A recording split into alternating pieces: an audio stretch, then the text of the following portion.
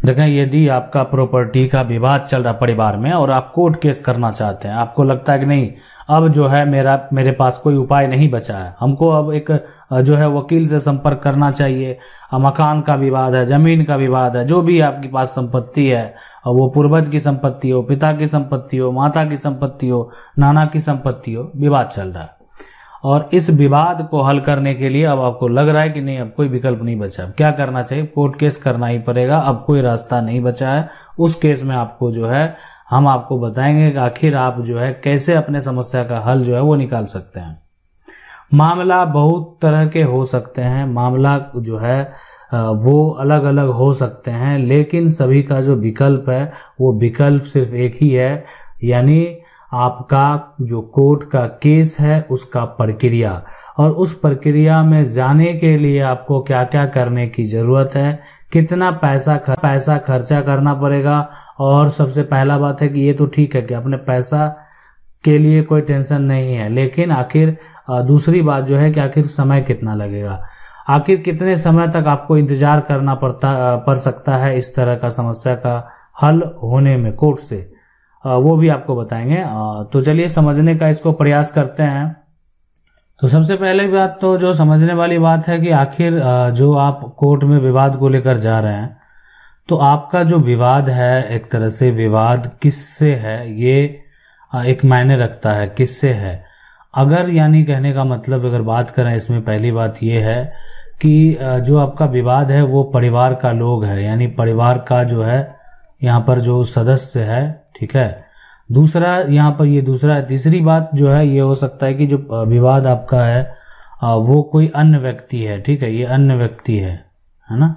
तो ये समझना यहाँ पर जो है बेहद जरूरी है कि आपका जो विवाद है वो किससे है, ठीक है, अन्य व्यक्ति से है, परिवार के सदस्य से है, या जो है यानी कौन है वो, उसके अलावा कोई नहीं हो सकता है। या तो आपके संपर्की लोग हो सकते हैं, परिवार के लोग हो सकते हैं, या तो कोई अन्य व्यक्ति हो सकते हैं, ठीक है।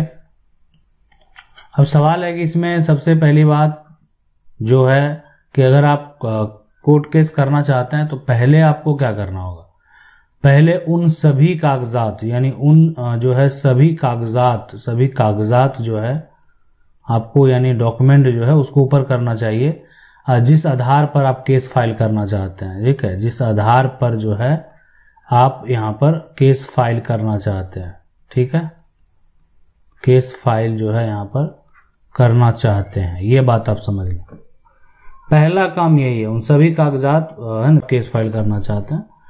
दूसरा जो यहाँ पर है कि जो समझने वाली बात है, दूसरा विकल्प ये होता है कि आप कोई एक अच्छे वकील से संपर्क कर लें। एक वकील जो है ना से आपको जो है संपर्क करना है यहाँ पर, ठीक है, ताकि आप उनको बता सकेंगे। देखें, वकील को आप जो है अब आपकी बातों को, आपका जो विवाद है, ठीक है, आपने इस जमीन की विवाद के बारे में बताया, इसमें जो समस्या है उसके बारे में बताया, इस मकान के की समस्या के बारे में बताया, ये जमीन है उस जमीन की समस्या के बारे में आप किनको बता रहे हैं? आप वकील, आपके जो एडवोकेट हैं वो आपने वकील से जो संपर्क किया उनको बता रहे हैं आखिर आपके पास समस्या क्या है। जो भी विवाद है, मान लेते हैं जमीन आपको हिस्सा नहीं दे रहा है, या हो सकता है कि इसको कोई जो है कब्जा करके बैठा हुआ, समस्या बहुत तरह के हो सकते हैं, समस्या जो है अलग हो सकते हैं। घर में आपको सही तरीके से जो हिस्सा नहीं दिया जा रहा है तो परिवार के लोग हिस्सा कौन देगा, परिवार के लोग हिस्सा कौन देगा, परिवार के लोग नहीं दे रहे हैं। या घर पे कोई जो है आपके मकान पर कब्जा करके बैठा हुआ है, तो किसी तरह का विवाद हो सकता है। या आपका मकान का कंस्ट्रक्शन करने नहीं दिया जा रहा है। समस्या जो भी प्रॉपर्टी से संबंधित है आप अपने वकील को बताएंगे, और जब आप अपने वकील को बताएंगे उसके बाद क्या होगा कि उसके बाद एक केस फाइल किया जाएगा सिविल कोर्ट में। यानी ये जो बात है, ये तीसरा पॉइंट यही है कि अब जो है यहाँ पर जो है सिविल कोर्ट में जो है यानी सिविल कोर्ट में केस फाइल किया जाएगा। अब इसमें जो है किसको नोटिस भेजा जाएगा, जो वो व्यक्ति जिसका भी इस संपत्ति से कुछ ना कुछ वास्ता हो। कब्जा करने वाला है, ठीक है, कब्जा जो किया है, कब्जा उपयोग जो करना पड़ेगा। या जो व्यक्ति का नाम दर्ज है इसमें और एक तरह से गलत तरीके से नाम दर्ज करा लिया है उसको नोटिस करना पड़ेगा। कोई आपकी प्रॉपर्टी को शेयर नहीं दे रहा, हक नहीं दे रहा, उसको नोटिस करना पड़ेगा। तो ये सभी वो लोग हैं जिनको नोटिस भेजनी पड़ेगी। इस बात को आप समझ लें, वो सभी ये जो लोग हैं ना, वो सभी लोग हैं, इन सभी लोगों को जो है नोटिस भेजनी पड़ेगी। ठीक है, सिविल कोर्ट में जो है केस फाइल किया जो जाएगा तो ये सभी जो लोग हैं, सभी लोगों को नोटिस भेजनी पड़ेगी। अब सवाल उठता है, अब ये सभी लोग कौन है? ये सभी लोग आपके चाचा हो सकते हैं, पिता हो सकते हैं, दादा हो सकते हैं, बगल के हो सकते हैं, पड़ोसी हो सकते हैं, कब्जा करने वाले हो सकते हैं, और साथ में गवर्नमेंट भी हो सकते हैं। मतलब आपकी लड़ाई सरकार से, इसलिए आप सरकार को टैक्स देते हैं और सरकार के पास आपका दस्तावेज है, रिकॉर्ड है, सरकार के द्वारा गड़बड़ी किया गया है, सरकार ने जमीन आपकी जमीन को अपने नाम करा लिया। बहुत तरह की समस्या है और इस समस्या को अगर आपको हल कराना है तो एक विकल्प है सिविल कोर्ट का।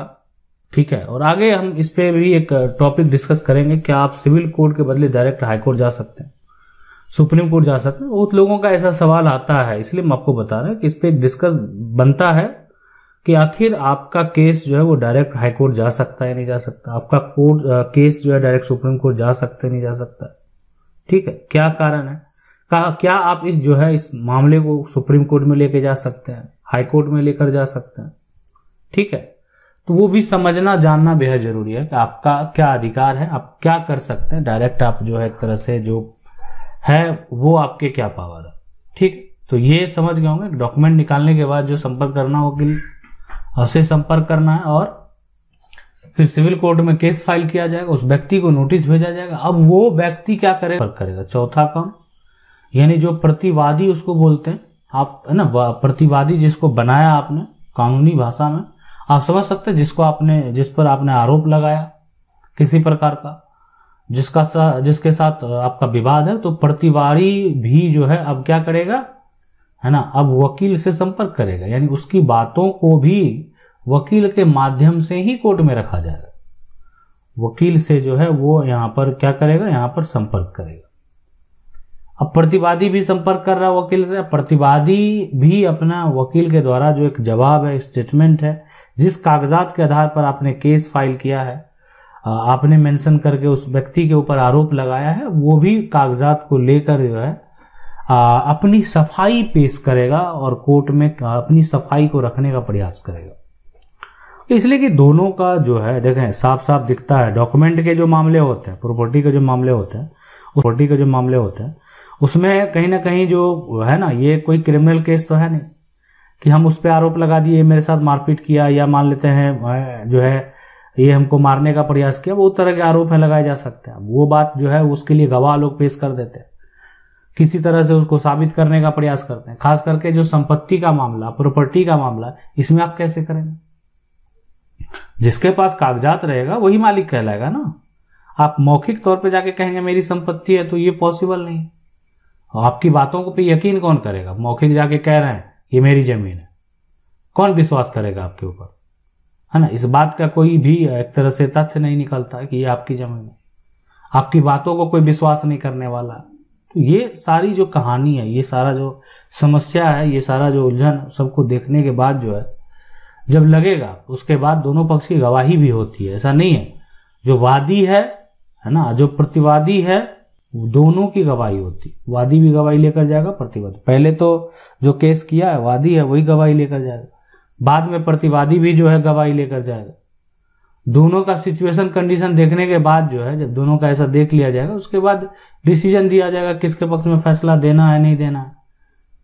तो सभी चीजें हैं, सभी तथ्य हैं, सभी को देखने के बाद जो है एक निर्णय किया जाता है। ये पूरी कहानी यही है। ठीक है, ये सब सारा कंडीशन सिचुएशन देखने के बाद लगेगा कि नहीं किसके पक्ष में फैसला करना चाहिए, किसके पक्ष में फैसला नहीं करना चाहिए। इस प्रकार से इसका जो निष्कर्ष जो है वो निकाला जाता है।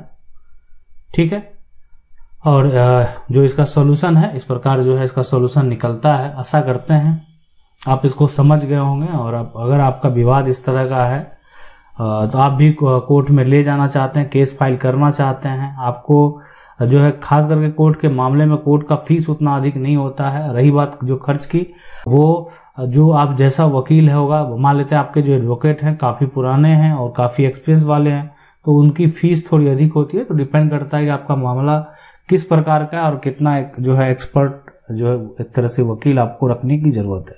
ठीक है, कहीं ना कहीं एक्सपीरियंस जो है हर फील्ड में, किसी भी फील्ड में जो एक्सपीरियंस होता है वो तो मायने रखता ही है। और वही बात जो समझने वाली बात है कि समय का, तो कहीं ना कहीं दोनों पार्टी जो है जब अपने केस को जो है खुद से आप जो है एक तरह से एक्टिव रहना छोड़ देंगे तो फिर दिक्कत होगी। आप सही तरीके से अगर सारा काम करेंगे, सही तरीके से सही समय पर अपने डॉक्यूमेंट जमा करेंगे, सही समय पर अपना गवाह पेश करेंगे, तो केस में जो है ज्यादा समय जो है वो नहीं लगेगा।